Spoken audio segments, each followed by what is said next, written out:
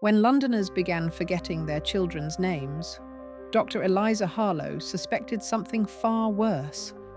She discovers the truth about the new environmental monitoring system. It isn't measuring the air at all. It's changing it. And the only evidence has just been deleted from every database in Britain. Eliza noticed the first symptoms in herself on a Tuesday morning. Standing in the underground at Piccadilly Circus, ticket in hand, she couldn't remember where she was going. Not unusual, perhaps. London's crushing pace had always induced moments of forgetfulness. But this was different. Not a temporary blip, but a complete blank space where her destination should have been. She was still standing there, commuters streaming around her like water around a stone, when her phone buzzed. The Royal London Hospital, her workplace for the past 7 years. The reminder brought no relief, only more questions. Why had she needed a reminder at all? By Thursday, similar reports were flooding London's hospitals. People forgetting meetings, appointments, their routes home. The Evening Standard ran a small piece blaming it on seasonal affective disorder combined with London's infamous grey skies. Public Health England suggested it might be a virus. No one connected it to the sleek new monitoring poles that had appeared across the city just days earlier. The London Atmospheric Quality Initiative, Mayor Williams had called it at the press conference. 3,000 sensors across Greater London, giving us real-time data on pollution levels. A breakthrough for public health.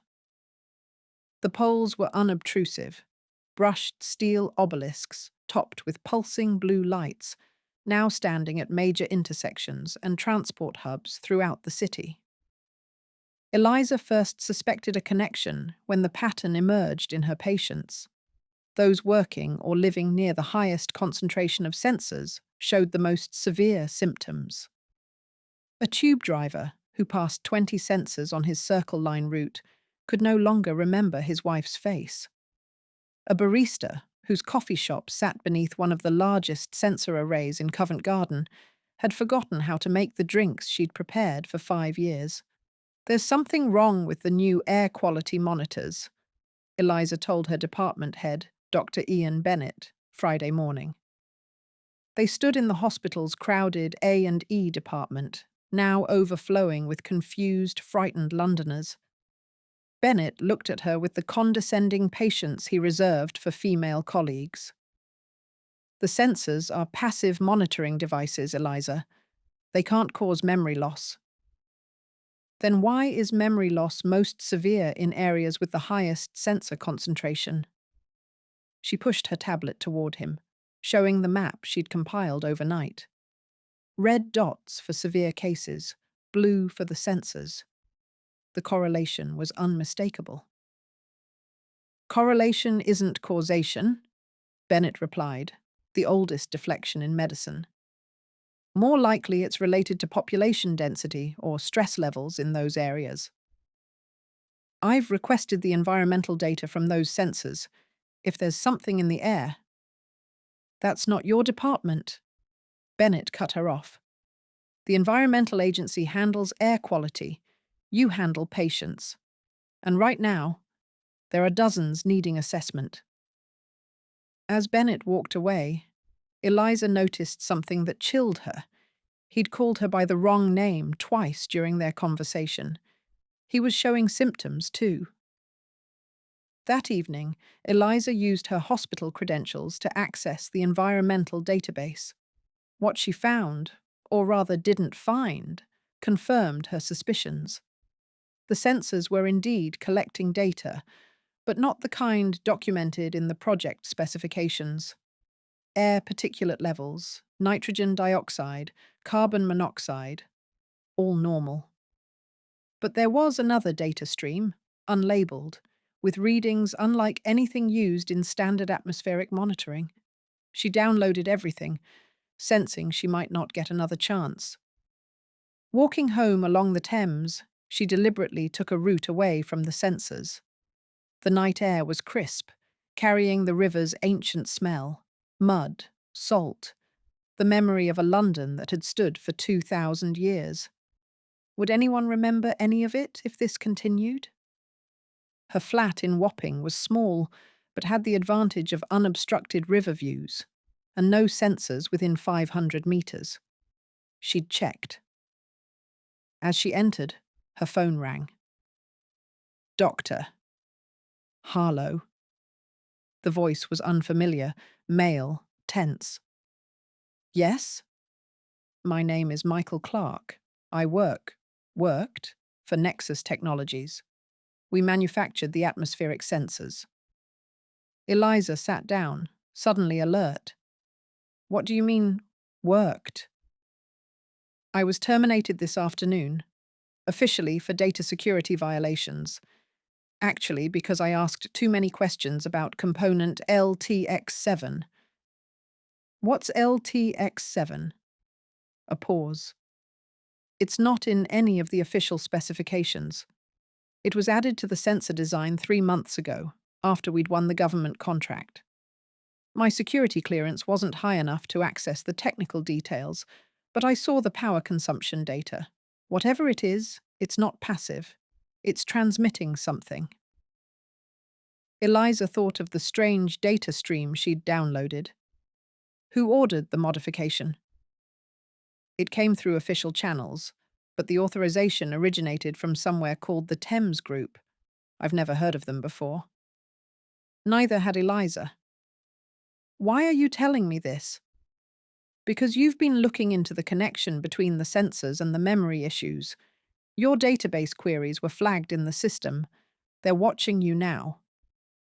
Eliza moved away from her windows instinctively. How do you know what I've been searching? Nexus built the monitoring infrastructure too. Not just the sensors, but the systems tracking their usage and any related inquiries. His voice dropped. Listen carefully, Doctor. Harlow. The memory loss isn't an accident. It's targeted. And it's just the beginning. The line went dead. Eliza spent the night analysing the data she'd downloaded. The unlabeled stream contained regular pulses of activity that corresponded to times when the sensor's blue lights intensified. Whatever they were emitting, energy, frequency, some kind of signal, it peaked during rush hours when maximum numbers of Londoners would be exposed. By morning, she had a hypothesis. The sensors were emitting something that affected the hippocampus, the brain's memory center. Not enough to cause permanent damage, but sufficient to create the blank episodes now affecting thousands. But why? What possible reason could there be for inducing memory loss across an entire city? The answer came to her as she watched the morning news. A controversial new surveillance bill was passing through Parliament with barely any public protest. The Security Through Transparency Act would allow unprecedented government access to private communications, financial records, even real-time location data. A bill that should have brought protesters into the streets by the thousands had generated only mild concern, because people were forgetting to be outraged, forgetting the details between news cycles, forgetting why they should care. Her phone rang again. Michael Clark. They're escalating the emission levels today, he said without preamble. Whatever you're planning to do, do it fast. How do we shut them down? Eliza asked. We can't. Not all at once. But there's a maintenance override. Each sensor has an emergency shutdown protocol in case of malfunction. I need access codes. I've sent them to you, but they'll only work on site, at each individual sensor. And there are 3,000 of them. Eliza thought quickly. We don't need to shut them all down, just enough to break the coverage pattern in key areas. Create safe zones where people can recover. It would take dozens of people working simultaneously, and anyone you tell about this will think you're insane. Not if I can prove it first. Eliza's proof came from an unexpected source. As she ended the call, a text arrived from Bennett. Piccadilly Circus Station. Come now. You were right. 30 minutes later, she was pushing through crowds of confused commuters in the underground station. The scene was chaotic. People standing still, looking at their tickets, unable to remember which train to board. Station staff attempting to help, then forgetting what they were doing mid-sentence. Bennett was leaning against a wall near the ticket barriers, pale and disoriented. "What happened?" Eliza asked. "Testing the new sensor," he mumbled, pointing upward. A particularly large monitoring device had been installed directly above the main concourse, its blue light pulsing rapidly. Mayor's office ordered emergency air quality testing in transport hubs. Higher emission levels than normal. Emission levels? You know they're emitting something? Bennett blinked slowly. Of course. Low-level electromagnetic pulses to measure particulate response. Everyone knows that. Standard procedure. But it wasn't standard procedure. Bennett had been programmed with a false explanation, one that made the emissions seem normal. His mind had accepted it to fill the gap created by the memory manipulation. "Who told you that, Ian?" "Who ordered the testing?" "The Thames Group. They're overseeing the whole project now." There it was again, the mysterious Thames Group. "We need to shut it down," Eliza said, pointing at the sensor. "Now." "Can't. No authorization." Eliza pulled out her phone, opening the file Clark had sent. "I have the emergency override codes. Where's the maintenance panel?" Bennett's brow furrowed with confusion, then cleared. Professional training temporarily overwhelming the memory interference. "Maintenance access is behind that panel." He pointed to a section of wall beside the sensor. The access panel required a station staff key, which Bennett had. Inside was a simple interface, a keypad and small screen. Eliza entered the override code.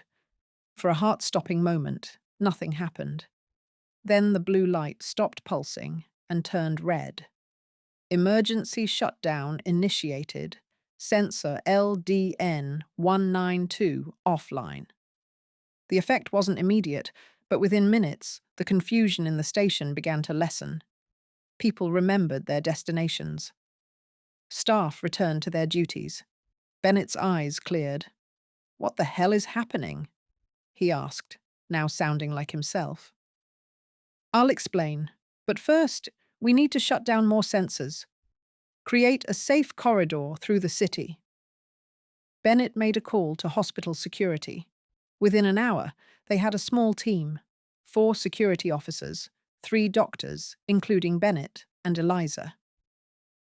Using Clark's codes, they began shutting down strategic sensors across central London. As they worked, Eliza received another call from Clark. "They know what you're doing," he warned. "They're sending security teams to reactivate the sensors, and they're looking for you." "Who are they, Michael? Who is the Thames Group?" "I've been digging. They're a private contractor working with elements within the government, specialists in what they call social compliance technology. This is a citywide test run." "For what?"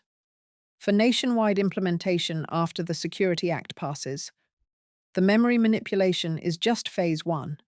Phase 2 includes compliance programming, not just making people forget, but making them accept, making them obey." As Clark spoke, Eliza noticed a black SUV pulling up beside their location near Westminster Bridge. Men in unmarked tactical gear emerged. "They're here," she said, ending the call. What happened next would be remembered differently by various witnesses, those whose memories remained intact, at least.